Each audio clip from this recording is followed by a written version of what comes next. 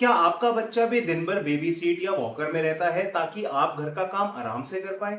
We get it. Parenting इतनी आसान नहीं है, लेकिन मार्केट में मिलने वाले ये 3 ऐसे बेबी टॉयज आपके बच्चे की डेवलपमेंट को स्लो कर रहे हैं, उनके चलने को स्लो कर रहे हैं, उनके बैठने के तरीके को खराब कर रहे हैं। ऐसा नहीं है कि इनको बिल्कुल नहीं यूज करना चाहिए, लेकिन 10 से 15 मिनट मैक्सिमम, इससे ज्यादा बिल्कुल नहीं।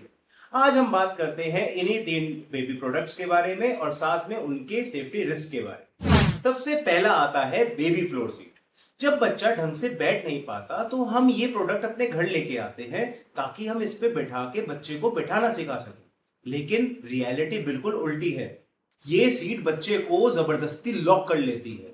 इससे क्या होता है कि उनका जो टमी और बैक मसल्स होती हैं वो ढंग से डेवलप ही नहीं हो पाती हैं, जो एक इंडिपेंडेंट बैठने के लिए जरूरी है। अगर आपने नोटिस किया हो तो इसमें बच्चे के लेग्स बिल्कुल स्ट्रेट रहते हैं, जिसकी वजह से हिप जॉइंट्स खराब होने का खतरा बढ़ता है और साथ ही साथ इससे बच्चे के पलटने का और हेड इंजरी के केसेस ऐसे बहुत सामने आए हैं। दूसरा है बेबी जंपर्स या बाउंसर्स। लोग इतने एक्साइटेड होते हैं इन चीजों को यूज करने के लिए कि 4 महीने की उम्र से ही बच्चे को इन बाउंसर्स पे बिठा देते हैं, जिस वक्त बच्चा ढंग से खड़े होने के लायक भी नहीं होता। जंपर्स में बच्चे टोज यानी पंजे के ऊपर खड़े होते हैं और इंक्लाइंड हो जाते हैं, आगे की तरफ झुक जाते हैं, जबकि चलने के लिए जमीन पर एड़ी यानी हील का आना सबसे जरूरी होता है। इससे क्या होता है, उनके जो काफ मसल्स होते हैं वो छोटे और स्टिफ हो जाते हैं। इसमें भी हिप्स पर गलत प्रेशर पड़ सकता है और जो उसकी चेन और स्ट्रिंग्स होती हैं उस पर बच्चे की छोटी छोटी उंगलियां फंस सकती हैं, उससे वो गिर भी सकता है।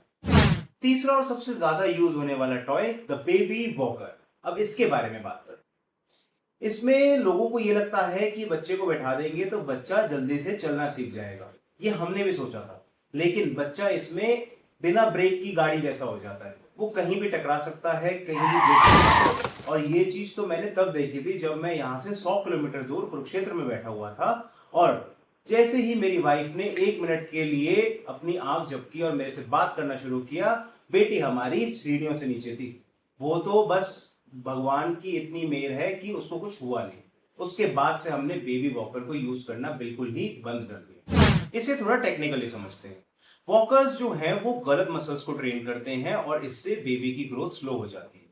और दूसरा सबसे ज्यादा नुकसान जो मैंने आपको पहले बताया, इसमें बच्चे की स्पीड जो होती है बहुत तेज होती है, जिसमें एक्सीडेंट्स होने के चांसेस बहुत ज्यादा हैं और उन्हें रोकना नामुमकिन हो जाता है। तो फिर सॉल्यूशन क्या है? आप अगर बेबी वॉकर लेना चाहते हैं तो उसकी जगह बेबी पुश वॉकर लीजिए, जिससे बच्चा पीछे से खड़े होकर आगे की तरफ ढके। इससे बच्चे की स्ट्रेंथ, कोऑर्डिनेशन और कॉन्फिडेंस तीनों एक साथ बढ़ते हैं। घर के काम जरूरी हैं, लेकिन बच्चे की ग्रोथ और सेफ्टी उससे ज्यादा जरूरी है। बच्चों को कम से कम इन टॉयज को यूज करने दें और सबसे ज्यादा बेनिफिशियल चीज होती है उनको फ्लोर पे छोड़ देना। टमी टाइम, वो अपने आप चीजों को एक्सप्लोर करेंगे, अपने आप चेयर पे पकड़ के खड़ा होना सीखेंगे, अपने आप वो चलना भी सीख जाएंगे, आपको पता भी नहीं चलेगा। इन सब टॉयज का यूज बिल्कुल ही वेस्ट होता है। आप अपने बच्चे के लिए इनमें से कौन से टॉयज यूज करते हैं कमेंट में जरूर बताएं और इस वीडियो को बाकी पेरेंट्स के साथ शेयर कर दें जो अभी अपने बच्चों के लिए टॉयज खरीदने वाले हैं। मिलते हैं अगली वीडियो में एक नए टॉपिक के साथ। तब तक के लिए नन्हे स्टेप्स की तरफ से जय श्री कृष्णा। Happy parenting.